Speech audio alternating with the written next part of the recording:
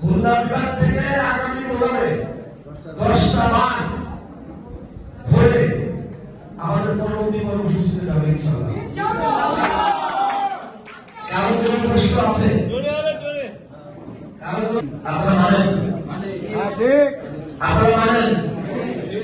তারপরে বলছি না আমার জন্য আমাদের জন্য আপনাদের বলি যে নীতিমালা আপনাদেরকে প্রয়োগ করলেন, মন্ত্রণালয় আমাদের সঙ্গে একাধিক বৈঠকের পর মন্ত্রণালয়ের স্পষ্ট বার্তা তারা ভুল করেছেন। আমরা সেটা সকলে গ্রহণ করলাম, তারা ভুল করেছেন, আমরা মেনে নিলাম। আমরা আমাদের যুক্তি তর্ক করলাম বা আমাদের বৈষম্য কথা বলে তুলে ধরলাম।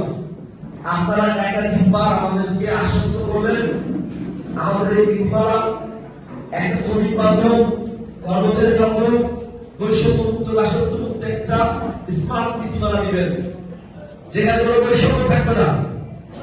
তারপরেও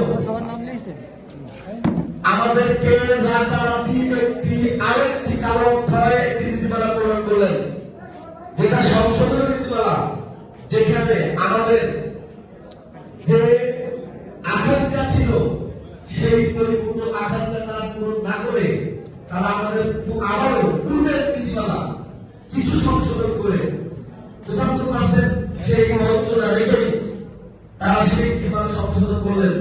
তার মানে তাদের সংশোধনের ইচ্ছা ছিল, কিন্তু আমাদের দাবি মানার ইচ্ছা তাদের নাই। তার মানে আমাদের শ্রম দিয়ে মেধা দিয়ে এই রাষ্ট্রের সামনে আগাবে, কিন্তু আমাদের মূল্যায়ন করবে না, আমাদের পিঠে তার বাহানা করছে। এটাকে আপনারা বুঝছেন না? তাহলে আজকে যদি বুঝতেন এই চাকরিটা শুরু করেন কি আপনারা অর্থের বিনিময়ে, অর্থের কারণে নারীর অলঙ্কার অহংকার তার স্বামী, কোন পুরুষের অলঙ্কার অহংকার তার চাকরি, তার পেশা। প্রতিটা জায়গায় দাঁড়ালে একটি পুরুষকে জিজ্ঞেস করা হয় না আপনার বাপের নাম কি, জিজ্ঞেস করা হয় না